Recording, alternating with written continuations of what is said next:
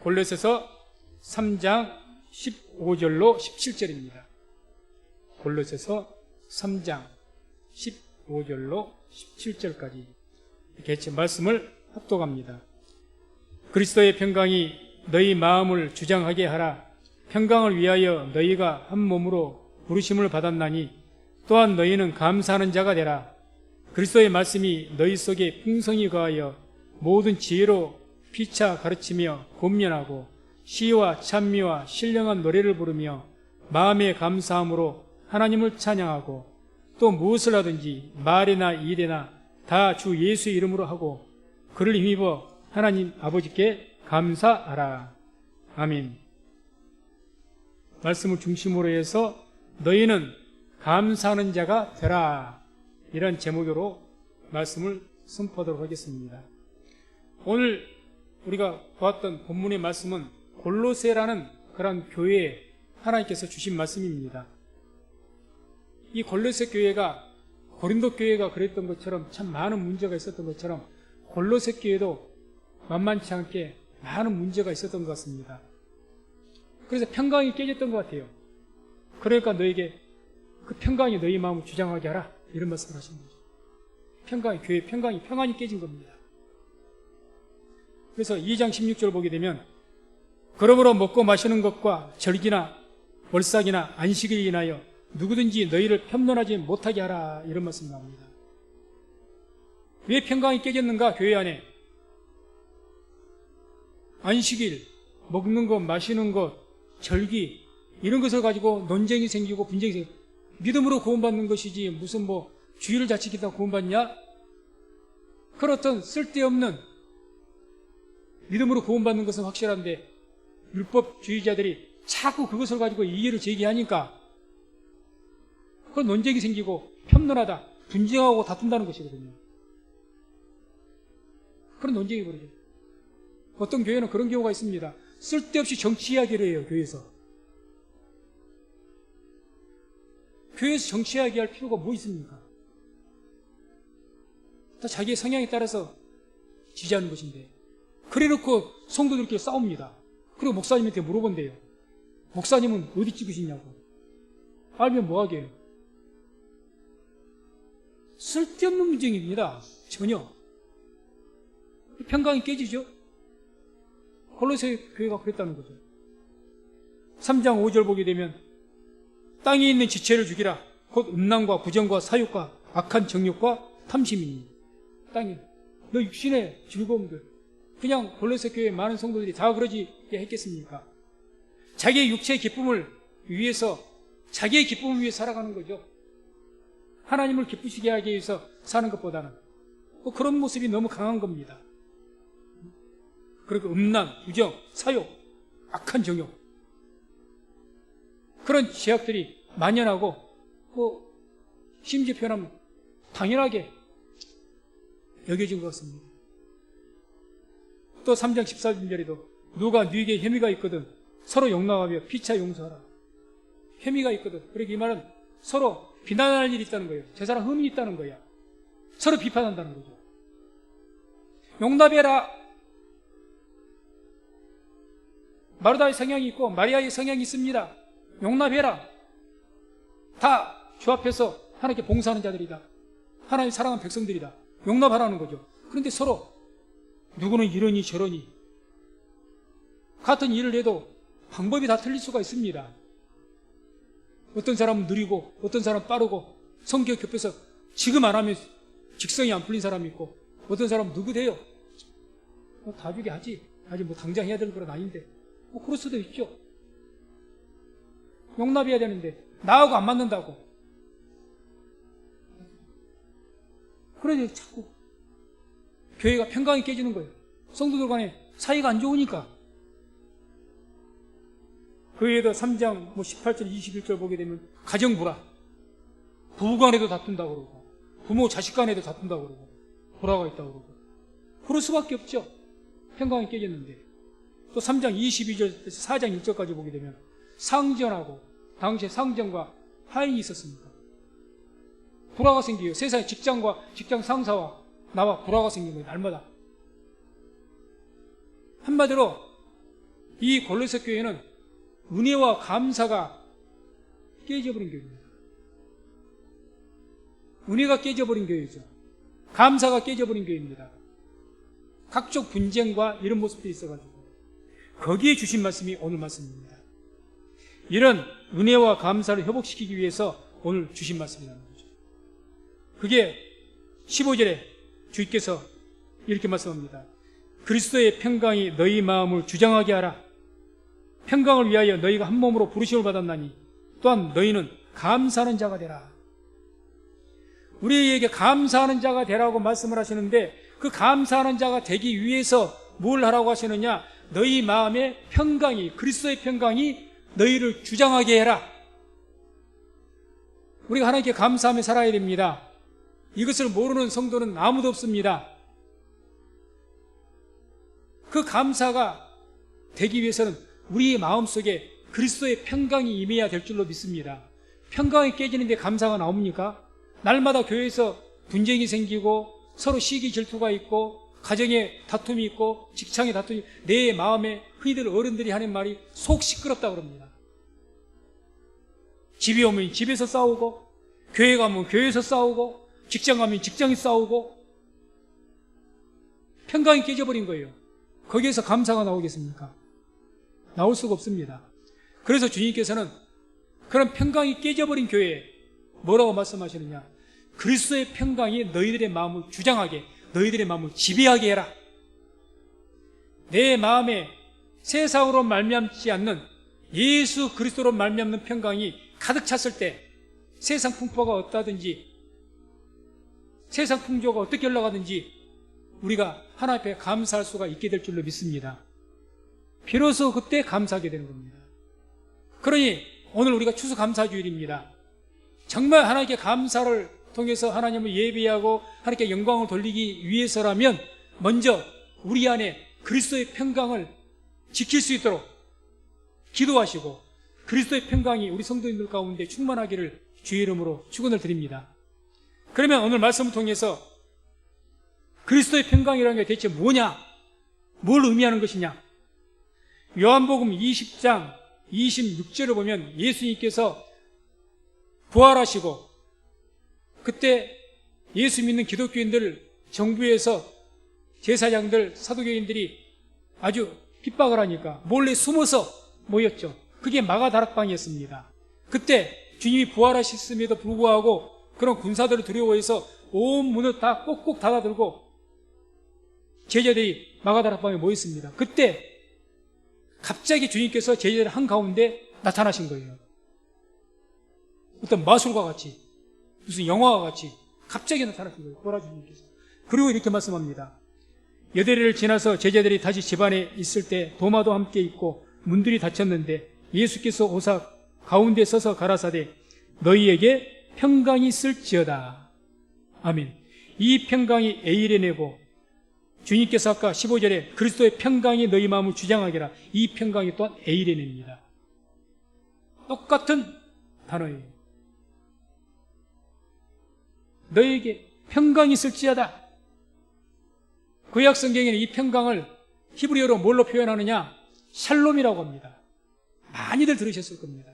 샬롬 그럽니다. 샬롬의 평강은 외적인 평강입니다. 무슨 말씀이냐? 샬롬의 평강을 빌어준다는 것은 당신이 지금 병이 들어서 고통받고 있어요. 하나님께서 고쳐주셔서 그 병에서 구원받고 평안하시기를 기원합니다. 이게 샬롬의 평안입니다. 당신이 돈 문제로 고통받고 있어요. 그 돈 문제가 마치 빚을 갚아서 당신이 평강하기를 원합니다. 그래서 문제가 해결됨으로 오게 되는 외적인 평강, 그게 샬롬의 평강입니다. 신약 성경에서 말하는 주님께서 말씀하시는 평강 에이레네는 외적인 그 문제 해결과는 관계가 없습니다. 지금 제자들이 자기를 잡아 죽이려고 눈이 시뻘개서 찾아다니는 군사들, 그 문제 해결되지 않았습니다. 그 이후에도 계속해서 핍박을 받았습니다. 그 핍박들이 해결되지 않았지만 주님께서는 제자들에게 뭐라고 말씀하십니까? 너희에게 뭐가 있으라고요? 평강이 있을지어다. 다시 말해서 세상에서 바람이 불든지 태풍이 불든지 너희는 주를 믿는 믿음으로 항상 평강하라는 겁니다. 평안하라는 거죠. 평강은 우리가 믿는 성경에서 말씀하신 성령으로 말미암는 평강, 예수님으로 말미암는 평강이 어떤 평강이냐? 내가 병이 고쳐져서 얻는 평강이 아니고, 내가 요구하는 것을 구해서 얻는 평강이 아니고, 그런 것과는 전혀 상관이 없이 내가 믿음으로 하나님 주신 하나님께로부터 온, 세상에서 온 평안은 내 문제가 해결됨으로 되어진 평강이죠. 그러나 그런 것과는 상관이 없이 하나님께서 주신 평강은 우리에게 어떤 태풍이 불고 세상 풍조가 어떻게 하려고 코로나가 통해서 창궐 하든지 북에서 미사일을 쏴서 연습을 하고 우리를 공포 분위기로 쏟아붓든지 경제 문제가 다가와서 내년에도 불황이라는데 그런 어려움들이 있든지 어떤 문제가 있든지 간에 그리스도를 믿는 믿음으로 평강을 얻게 되는 것. 그 평강이 에이렌의 평강입니다. 우리 믿는 사람들 이 평강을 가져야 됩니다. 있어야 됩니다. 이러한 그리스도의 평강이 우리 순복음 교회 가운데 성도님들 모든 가정 가운데 직장 가운데 충만하시기를 주의 이름으로 축원을 드립니다. 그래서 평강이 우리 마음을 주장해야 주님께서부터 내게 주신 평강이 내 한마음 가운데 믿음 가운데 충만해져야 그래야 감사가 있습니다. 그래야 은혜가 있는 거예요. 외부적인 어떤 문제들, 고통들, 핍박과 고난들 이것들 때문에 내 마음이 깨져버리고 평강이 깨졌는데 거기에 무슨 은혜가 임하겠습니까? 원망과 불평밖에 없지요. 거기에서 무슨 감사가 있겠습니까? 없습니다. 그런데 성경은 우리에게 뭐라고 말씀하시느냐? 감사하라고 했을 때 감사는 권면이 아니고 부탁이야. 성경에는 권면도 있고 부탁도 있습니다. 그런데 이 감사는 명령입니다. 감사하라 명령령이에요. 구약식으로 말한다면 계명입니다. 계명. 그걸 그대로 지키지 않으면 하나님의 진노가 있다는 거죠. 아니 이게 대체 무슨 말입니까? 감사로 내가 감사할 수가 있어야 감사를 하지요. 어떻게 보면 인간적으로 이해를 할 수 있는 이야기입니다. 그런데 주님께서는 감사라고 명령을 하십니다. 오늘 15절에도 너희는 감사하는 자가 되라 명령입니다. 또 17절에도 또 무엇을 하든지 말이나 일이나 다 주 예수의 이름으로 하고 그를 힘입어 하나님 아버지께 감사하라 명령입니다. 시편 136편 보게 되면 1절부터 26절까지 쭉 나오는데 그 26절 그 한 절마다 여호와께 감사하라 하나님께 감사하라 계속 나옵니다. 26번이 나옵니다. 26절까지 있는데 26번이 나왔다는 것은 매 절마다 하나님께 감사하라 하나님께 감사하라 하나님께 감사하라 계속 나오는 거예요. 그게 시편 136편입니다. 1절 2절을 제가 대표로 말씀을 읽어드리면 여호와께 감사하라 그는 선하시며 그 인자하심이 영원하미로다. 모든 신에 뛰어나신 하나님께 감사하라 그 인자하심이 영원하미로다. 한번 읽어보십시오. 네에게 축복을 주셨으니까 감사해라 그런 말씀 없습니다. 너 병 고쳐줬으니까 감사해라 그렇게 말씀하지 않습니다. 하나님께 감사하라. 너를 있게 하신 하나님께 감사하라. 너를 지으신 하나님께 감사하라. 다 그런 내용의 감사죠. 그걸 명령하신 겁니다. 명령.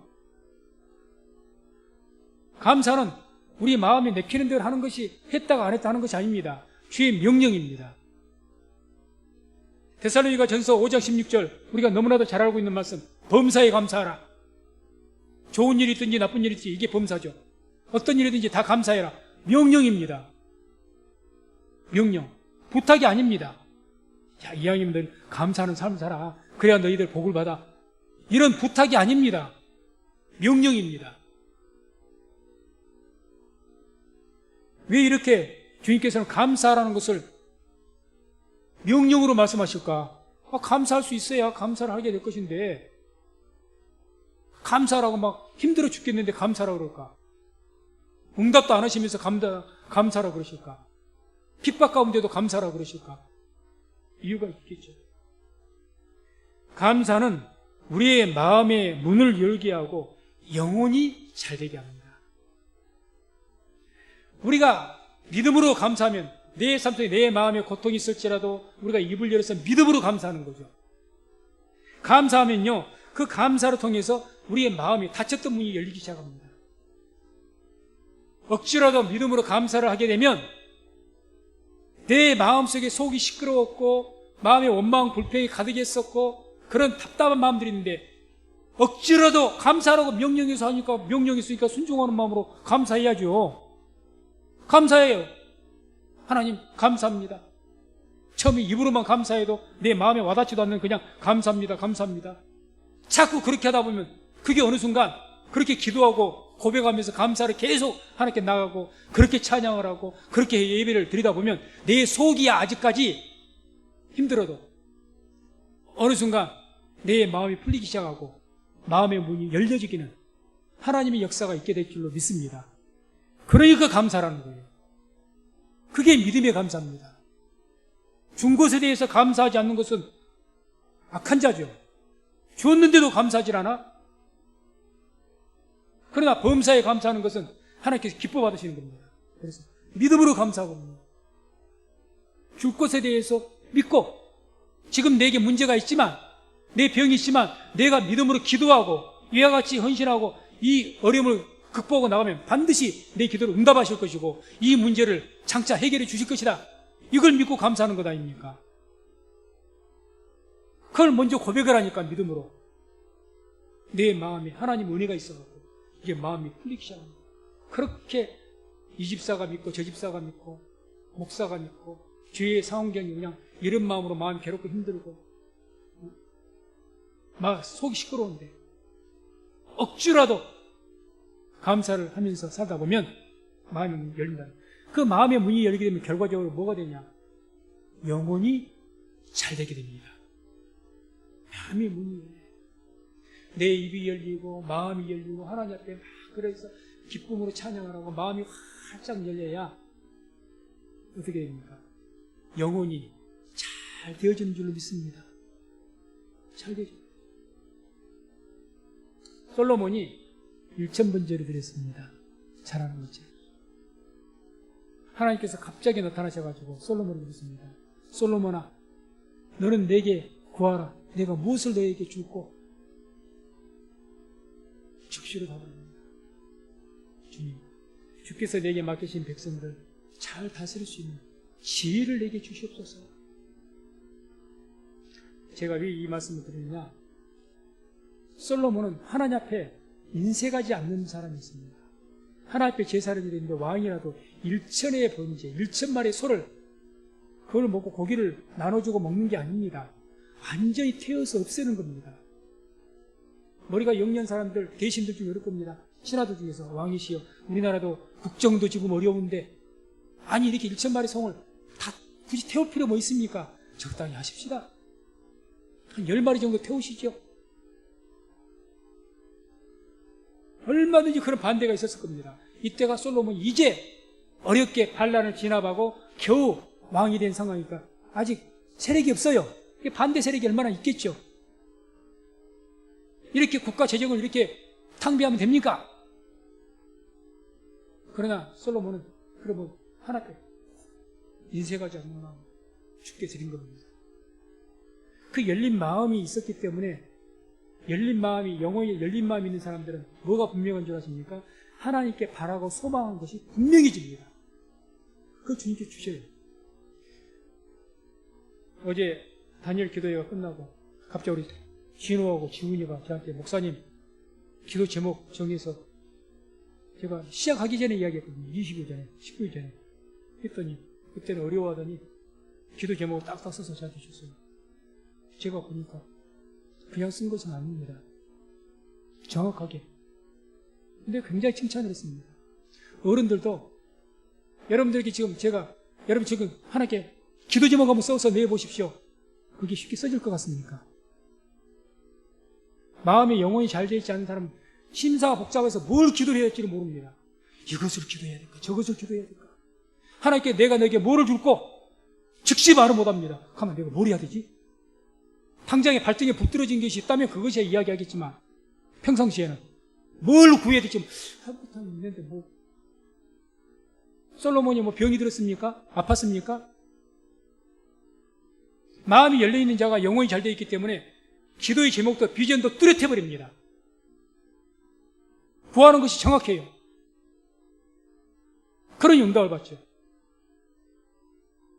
인색한 마음으로 하나님께 드리는 것도 하나님께 인색합니다. 금연합니다. 사람 앞에 인색합니다. 인색한 마음을 가지면요, 마음이 꼬여서 다쳐버립니다.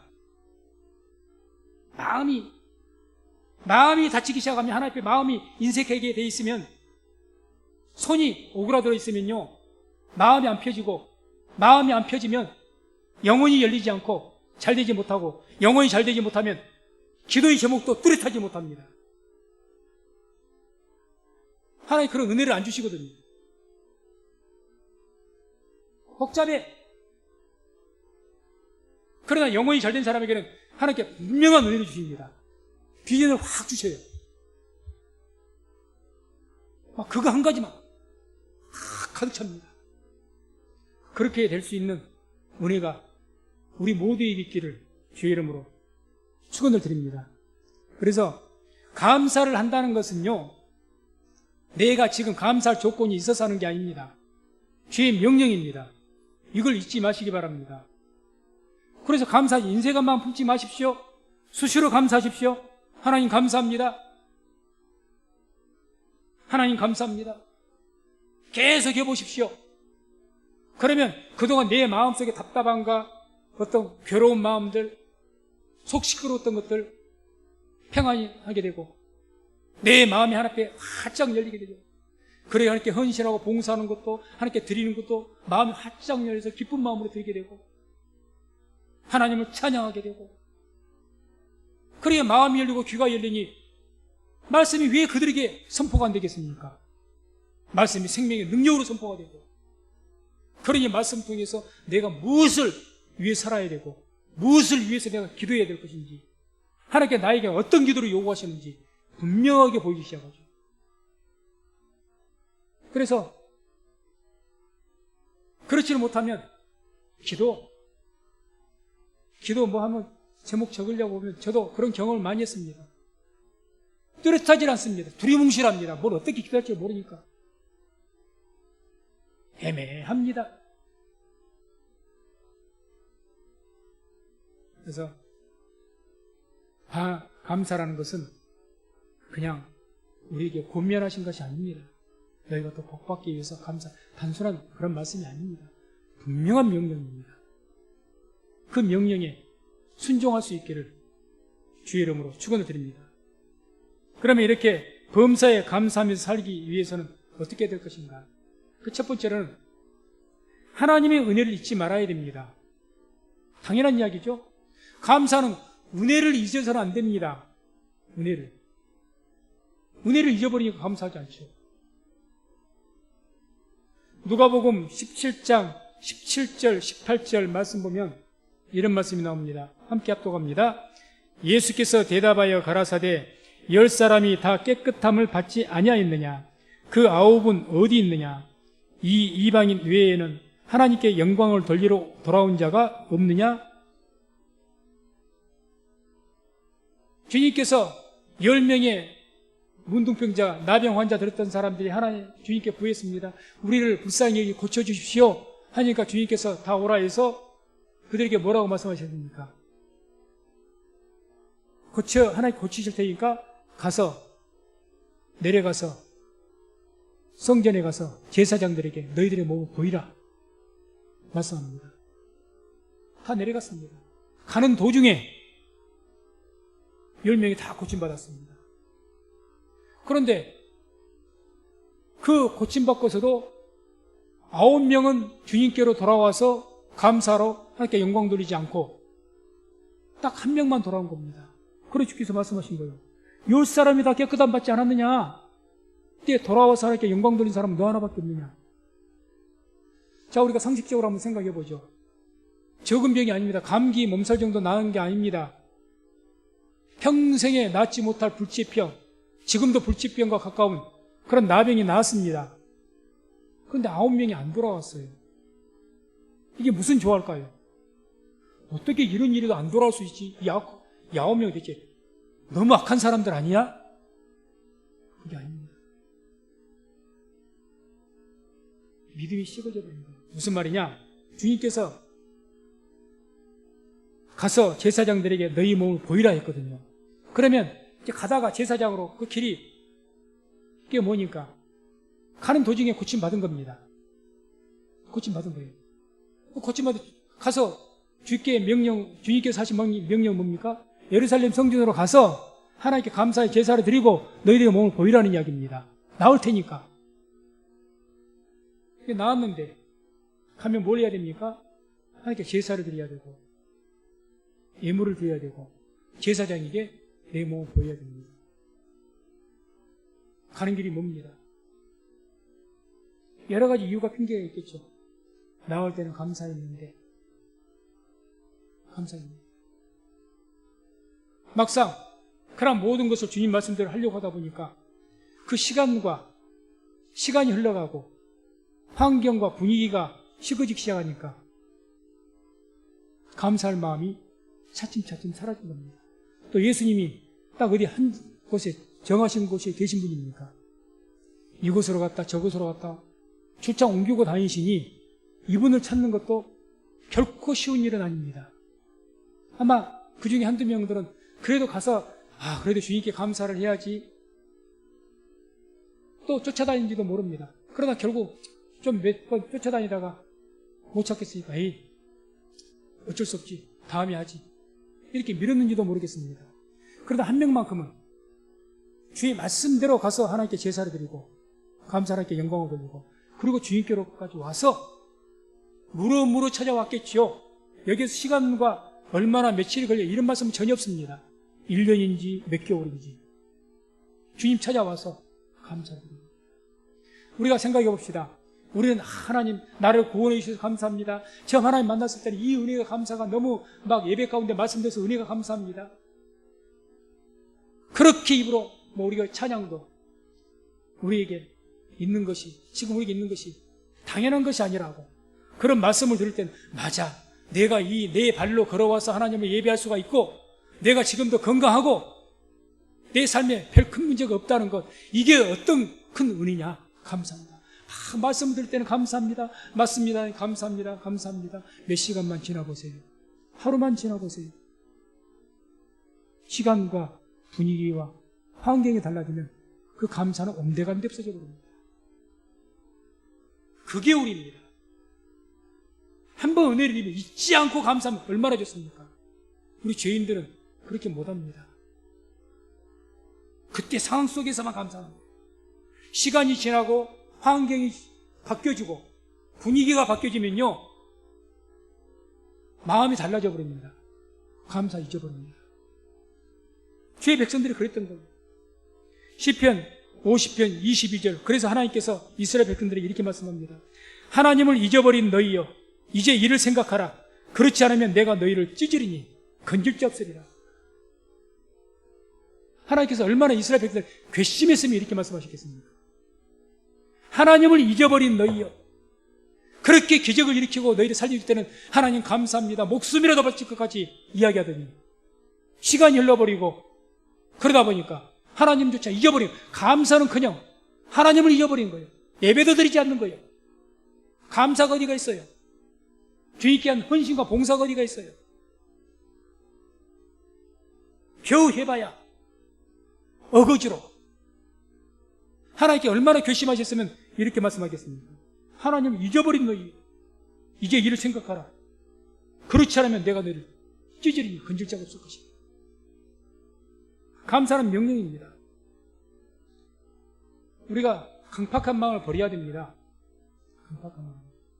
참 우리가 강팍한 마음을 갖고 싶어 갖는 것이 아니라 시련 속에 살다 보면 나도 모르게 강팍해지는 것을 얼마든지 볼 수가 있습니다.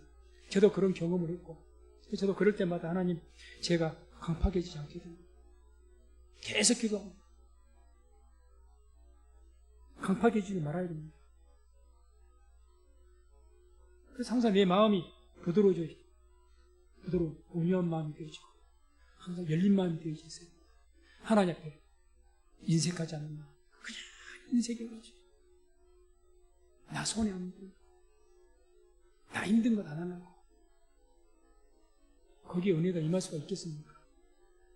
상식 아니겠습니까? 억지로 어거지로 드리는 예물에 하나님께 기뻐하실 것 같습니까? 차라리 이 성전문 닫으라고 하지 않습니까?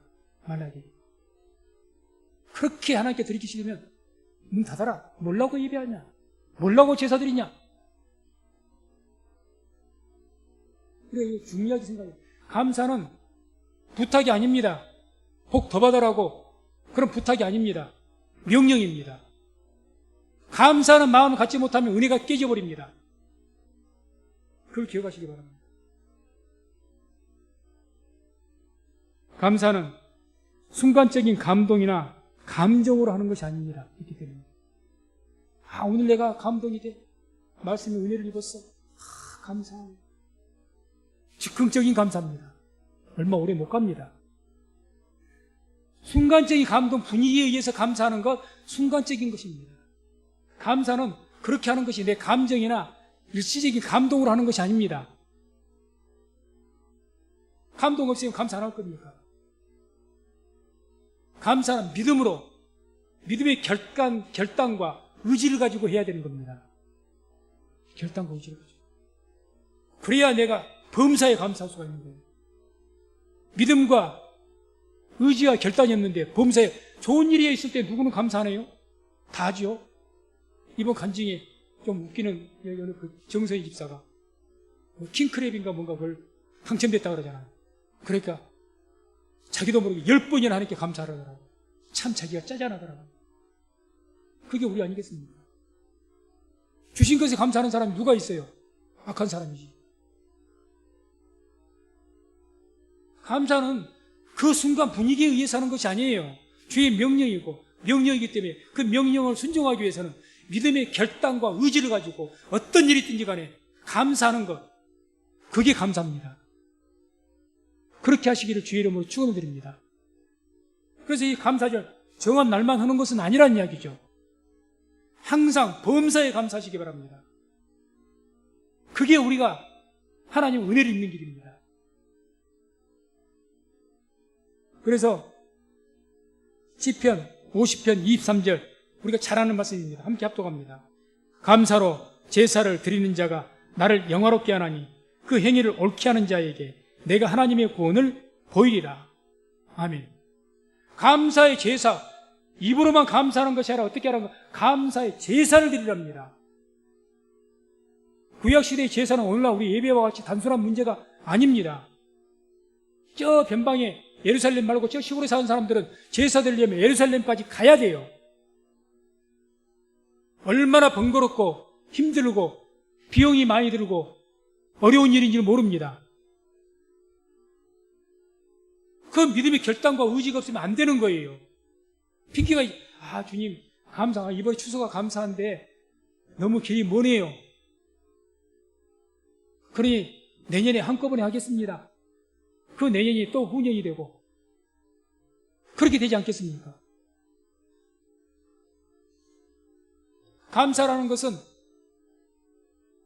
감정과 분위기에 의해서 하는 것이 아닙니다. 오늘 내가 감동받았으니까 해야지. 즉흥적으로 하는 것이 아닙니다.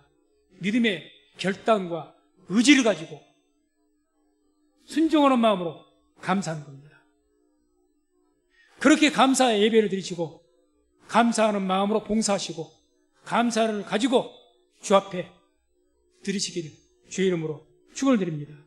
그렇게 하면 하나님이 우리의 그런 감사의 제사를 통해서 영광을 받으시고 뭐라고 약속하십니까? 그 행위를 옳게 하는 자에게 내가 하나님의 구원을 보이리라. 하나님의 구원을 보이시겠다. 하나님의 구원이 역사가 나타나는 겁니다. 그래서 그 10명의 문둥병자 중에서 한 명이 돌아왔다고 했죠. 그 한 명이 돌아왔습니다. 그래 주님께서 너무 기뻐하셔갖고 9명은 다 어디 있느냐? 돌아와서 감사를 하니까 영광 돌린 사람이 너밖에 없느냐? 그리고 나서 하신 말씀이 뭐라고 하시느냐? 7장 그 누가복음 보기 그에게 이르시되 일어나 가라 내 믿음이 너를 구원하였느니라. 내 믿음, 어떤 믿음을 말할까요? 믿음의 의지를 가지고 감사를 드린 겁니다. 하나님께 영광 드리는 그 믿음, 믿음으로 감사하는 너의 그 믿음, 그것이 너를 구원했다. 감사는 믿음의 의지와 결단 가지고 하는 겁니다. 그렇게 하나님 앞에 감사하면서 제사를 드릴 때 그 믿음이 우리의 삶의 절망에서 구원하는 하나님의 구원의 능력이 나타날 줄로 믿습니다. 그래서 오늘 이후로 감사에 대한 마음가짐 개념을 확 바꾸시기 바랍니다. 하나님 앞에서 내가 하나님 앞에 보너스를 드린 겁니까? 오늘 내 기분 좋으니까 하나님 감사할게요. 그런 오만 방자한 어디가 있습니까? 감사는 명령이에요. 그런 명령들에 내가 순종하면 우리에게 하나님의 구원의 능력을 보이시겠다고 하는 겁니다. 그 믿음 가지고 감사를 해야죠. 그리고 우리가 두 번째로 범사에 감사하기 위해서는 주님께서 우리에게 허락하신 십자가를 받아들일 수 있는 그런 믿음이 있어야 됩니다. 그래야 범사에 감사가 되는 거예요. 좋은 환경에서는 십자가가 아닌 좋은 환경에 은혜와 복만을 받아서 그 감사하며 그 길을 따르는 것은 누구든지 합니다. 주님께서는 우리에게 십자가를 지라 하셨습니다. 그 십자가를 지고 따라오라 했습니다. 그 십자가를 받아들여야 된다는 거죠. 무슨 말입니까? 베드로전서 4장 12절 13절 우리 말씀을 같이 함께 합독합니다. 사랑하는 자들아, 너희를 시련하려고 오는 불시험을 이상한 일 당하는 것 같이 이상히 여기지 말고 오직 너희가 그리스도의 고난에 참여하는 것으로 즐거워하라. 이는 그의 영광을 나타내실 때에 너희로 즐거워하고 기뻐하게 하려 함이라. 아멘.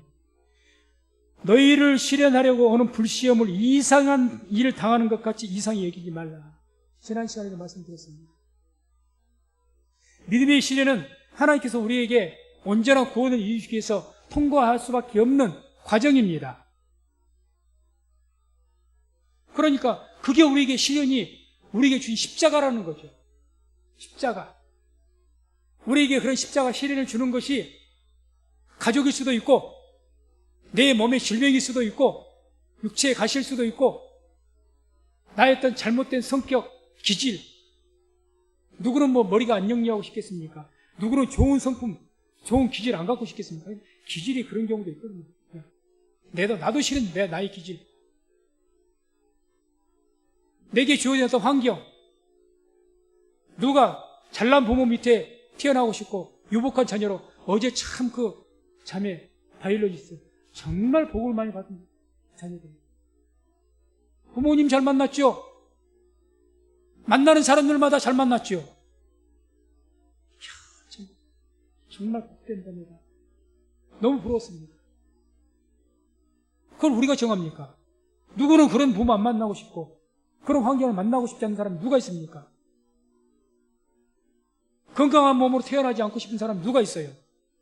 그런데 그럼에도 불구하고 우리에게는 하나님께서 가시를 주신 겁니다. 그걸 이상하게 여기지 말아라. 다 너를 위해서 그것이 하나님의 영광을 위한 병일 수도 있고 하나님의 영광을 위한 너에게 주신 어떤 짐, 문제일 수도 있고 그거를 이상하게 여기지 말고 받아들이라는 겁니다. 믿음으로. 그렇게 되어졌을 때 비로소 그 십자가가 우리에게 다가오는 시련, 고난, 화 이것이 복으로 바뀌는 역사가 있는 줄로 믿습니다. 재앙을, 화를, 고난으로 받아들이면요 원망, 불평, 저주밖에는 열매가 안 맺습니다. 계속 원망, 불평해 보십시오. 그 말한 대로 되어져서 그 인생은 저주 가운데 삽니다. 그러나 그럼에도 불구하고 믿음으로 감사하고 입으로 믿음의 말을 하고 그걸 받아들이고 긍정적인 마음으로 살아갔을 때 그 화가 변하여서 복이 되는 역사가 있게 되는 줄로 믿습니다. 다니엘 기도회 11일, 17일 목요일 날 간증했던 한정원 교사, 체육교사였죠. 불의의 사고로 버스에 큰 바퀴에 깔려가지고 다리를 절단해버렸습니다. 너무 당혹한 순간적인 사고였죠. 처음에는 이것 때문에 패닉 상태로 빠진 거예요. 받아들이지 못하니까 원망불평을 했습니다. 처음에는. 그런데 결과적으로는 그걸 받아들이기 시작한 거예요. 그걸 받아들이기 시작하면서부터 이분의 삶이 바뀌어진 겁니다. 그래서 그 위에 장애의 몸을 가지고도 우리가 들었던 것처럼 배구, 테니스, 배드민턴 이런 것은 우리나라 전국대회에서, 물론 장애인 체육대회죠, 우승을 하고, 골프대회에서는 호주까지 가서 국제대회에서 우승을 하고, 장애를 가지고도 하나님께 영광을 돌리는 삶을 살게 된 줄로 믿습니다. 왜 이런 결과가 있을까요? 하나님 나 하나님 신앙생활 잘했던 분입니다. 그 전부터, 장애가 있기 전부터 어머니가 그렇게 쫓아다니면서 핍박했다지 않습니까? 교회에 가면 끌어오고, 그런 가운데도 신앙생활 했던 분들이 바로 이 선생님이었습니다. 그렇게 신앙생활 잘했는데 결과가 장애예요. 그 처음에는 못 받아들인 거죠. 이것을 믿음으로 받아들이기 시작하자 변해서 복이 된 거죠. 그 결과가 어떻게 됐습니까? 그렇게 교회 다니는 걸 핍박했던 그 어머님이 주님을 영접했다고 그러지 않습니까? 하나님께서 우리에게 시련을 주실 때 이유가 있습니다. 선하신 목적이 있습니다. 그걸 믿으시기 바랍니다. 그걸 믿어야 돼요. 어떤 고난이, 하나님 이 고난, 이 시련, 이 고통, 나에게 왜 이런 십자가를 주셨습니까? 나에게 이 왼수 같은 남편을 주시고, 나에게 이 왼수 같은 마누라를 주시고, 나에게 이 왼수 같은 자식이 있게 하셨습니까? 나에게 이 원수 같은 이 질병이 있게 하십니까? 이 지긋지긋한 질병, 나에게 이 원수 같은 이런 문제가 왜 나에게 끝까지 끊어지지 않습니까? 원망불평하기 전에 그걸 믿음으로 받아들일 수 있는, 하나님께서 나에게 그런 걸 주셨을 때는 나이가 그렇게 그것을 기도해도 쉽게 응답하지 않으신 것은 하나님의 선하신 목적이 있기 때문에 그렇습니다. 그걸 믿으시고 그 모든 십자가를 받아들일 수 있는 믿음이 있기를 주의 이름으로 축원드립니다.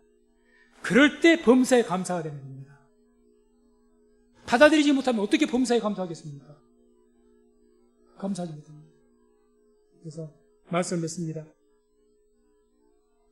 우리에게 닥쳐지는 고난, 시련, 어떤 장애, 이런 모든 문제가 그 문제 자체가 문제가 아니라 그걸 어떻게 우리가 받아들이느냐, 그 가운데 어떻게 우리가 살아가느냐, 이게 가장 중요한 문제입니다. 어떤 가운데 있든지, 어떤 시련 가운데 있든지 하나님의 섭리가 있다는 것을 믿으시고 합력하여서 선을 이루신다고 하지 않습니까? 하나님의 섭리, 반드시 이 모든 후에는 이 믿음의 실현, 이 과정을 통과하면 내가 정금과 같이 나오리라. 하나님의 선하신 뜻을 이루시고 우리에게 구원의 능력을 베푸실 줄로 믿습니다. 이 믿음 가지고, 믿음의 의지를 가지고 하나님께 감사하면서 매일매일 승리하는 삶을 살아가는 저와 우리 모든 성도님 되시기를 주의 이름으로 축원을 드립니다.